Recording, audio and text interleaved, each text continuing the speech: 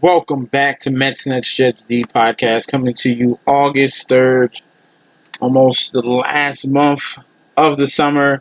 We're coming in high and heavy. Football's around the corner. Basketball is doing really good. Baseball is here as well. And the UFC fight night, Brunson versus Shahbazyan, was nothing to sleep on at all.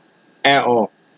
This card, which started out with 11 fighters, had chaos. You had absolute chaos with the weigh-ins, and 3 fights were canceled. Then you had people fainting. Let's just do a little overview of this card, which turned out to be only 8 fights. It went pretty quickly. Let's see. That Marcus Perez, Spice Lee was canceled.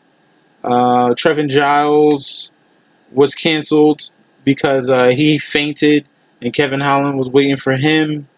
And then Ray Borg yet again got out of a fight. And this was a really good opportunity for him to get a win. And I don't know, he has some family issues or something. I know he understands he has a condition with his kids. So, heart goes out to him. Let him handle that. But I apologize for you guys for missing that video on Friday. I could have warned you about all these changes. But we're back on the grind today. And we're going to hit you with the first fight was Chris Gutierrez, the leg kicker, if you remember, I told you, going up against Cody Durden, who was on, I think, just fought like 10 days ago and then had this fight. He literally gives up the first round, gives up his back, and literally was dominated 10-8 because he didn't want to get out of position. So he literally gave up round 1 and dominated round 2 and 3, but the point score, the way that the judges go, it came out to be even, and that's why they gave it a draw. Even though Chris Gutierrez came back in the second and third round and dominated him with the leg kicks and really was getting to Cody Durden's gas tank, and you could see him, he was really, really, really tired in that third round. But the fact that you made that mistake and you didn't try in that first round, you literally just sat there and took the beating, which it was barely a beating, it was more grappling, but you were dominated. He controlled you that whole round on the ground. And that you made a mistake. You could have got a win over an easy fighter, and you made that mistake. All right. Jamal Emmers going up against Vinny Cachero, who replaced, let's see, I think it was Ray Borg. No, it was Timur Valiev. Vinny Cachero came in for Timur Valiev, who I really liked, the Dagestani fighter. Jamal Emmers was the bigger, stronger fighter, took Vinny Cachero to the ground, and Vinny Cachero could eat some punches, man. I don't know how he survived, but he got this all the way to a decision, and it was clear-cut. Jamal Emmers really was good in that fight. I was impressed. I can't wait to look forward to his next bout. Next was the Ray Borg dropout. Nate Manis going up against Johnny Munoz Jr., and this one was quite surprising. It came down to a unanimous decision, but I thought it was closer. I felt like it was a split decision between Johnny Munoz and Nate Manis. Munoz had some takedowns. He stuck with that ground game, but Nate Manis had the hands, had the boxing, very crisp boxing, and then was able to get a takedown in that third round, which proved to the judges that, he won the fight. He won the fight. Johnny Munoz would throw him, shoot for a takedown, kind of hold his legs, but not really take him down all the way.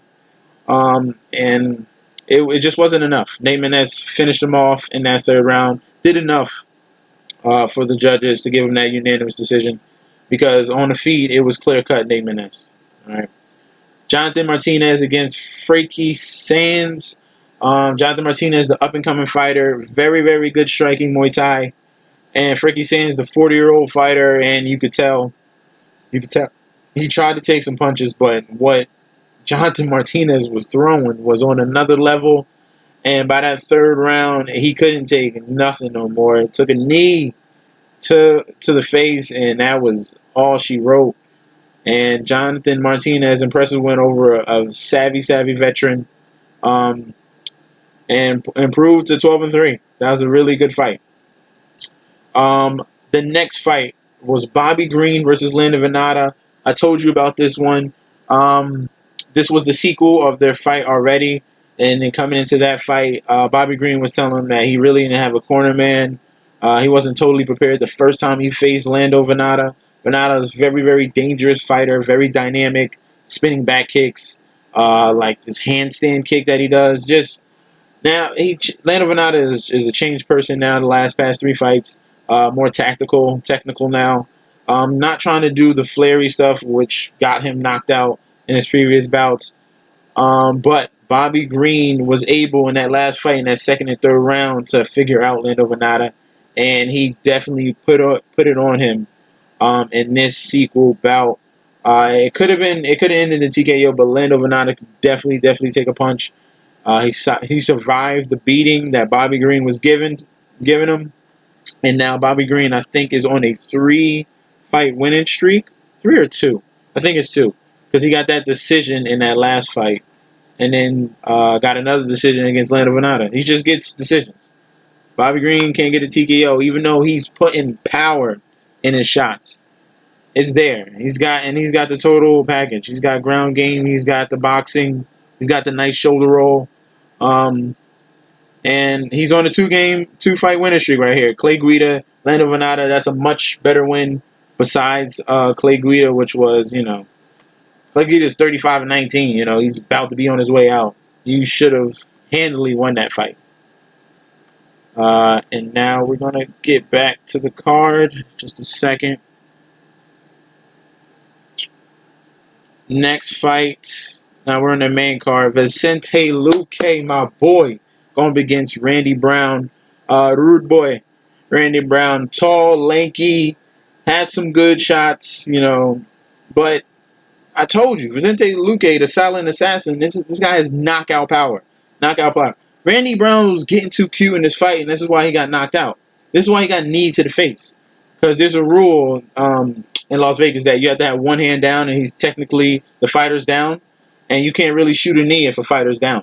But Randy Brown tried to get cute, try to reach for the ground, so he can be, declared down. But Vicente Luque held his head so he couldn't reach and touch the ground, and kneed him straight to the chin. Got that knockout. It should have finished earlier in that first round. He already knocked down Randy Brown twice. Had him holding the fence on many occasions. Vicente Luque is just on another level, and he doesn't lose to crap. Doesn't lose to decent fighters. He loses to great fighters. Vicente Luque, definitely one of my favorite fighters right here, because he eats a punch and he's gonna throw 2 more in your face like a Shane Burgos type. But at least Vicente Luque puts up his guard. Shane Burgos, leaves his chin out, and it leaves for more damage. But Vicente Luque, very, very nice win. And then we're getting to the co-main event. This was a huge surprise. This card was absolutely insane. 2 underdogs finished off this card. That could have been a huge payout, and I should have paid attention to that, especially to the main event. I'll get to that in a second. But the co-main event, Joanne Calderwood, she made a mistake. Huge mistake. Why would you go to the ground and mess with Jennifer Maia? Keep this fight standing. You had her on the ground. Stand up straight. Make the referee stand both of you up. You went down to the ground and you got your arm car on the arm bar. Now, literally, you were about to have an opportunity to fight for the flyweight championship against Shevchenko, and now you've thrown that away because you wanted to stay fresh. You wanted to stay the fresher fighter. Let's take a fight. This should be easy. I get a win and then move on to Valentina. No, you wind up losing to Jennifer Maia, who's a black belt jiu-jitsu, and she out-grappled you like she's supposed to. You don't do that. You got caught, and now you lost, and now you lost your opportunity for the title.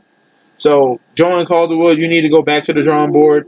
You probably have to go on another 2-3 fight winning streak just to get your opportunity again. And then you're going to lose anyway because Shevchenko's a monster. So, that was a bad call for you. You should have just waited. Really trained and waited. And then we're going into the main event. Derek Brunson going up against Edmund Shahbazyan, the 22-year-old phenom, and the gas tank was the problem. Derek Brunson came with a great game plan, and I should have noticed this. You see it a lot with a huge veteran going up against a rising youngster. The huge veteran wins.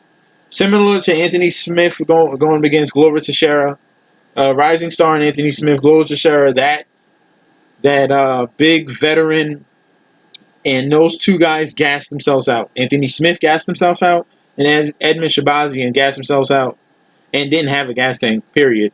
He only had one other fight that went, 3 rounds, but he barely won that fight. And Derek Brunson is on another level with the grappling and the stand-up. And he didn't, rush at Edmund Shahbazyan, what Shahbazyan was hoping for. Took his time, worked his game, grappled him, had a nice front kick to the body that really ate at Edmund's stomach and probably ate at his energy and gas tank, and then finished him off in that third round, which it could have been done in the second, but the referee didn't call it, and then the doctor didn't call it, and then it could have been really bad for Edmund Shahbazyan, who's a rising star. He could have, really went through some real damage to hurt his career. But Derek Brunson, you got to pay attention to this. The veteran came through and destroyed the 22-year-old. He's not ready right now. He needs to work on that cardio and work on more grappling. All right, cardio is huge in the upper levels in that division, because you gotta fight 5 rounds if you want to get that title. All right. So that is going to be the breakdown of the UFC Fight Night. Very good card. Crazy insane. Looking forward to Derek Lewis against Oleinik this Saturday. I'm going to bringing you those breakdowns this week as well. And also, I'm going to do another video today on the picks for basketball MLB today. That's going to come a little later. But that is all that I have for you guys, and I'll see you later today. Peace.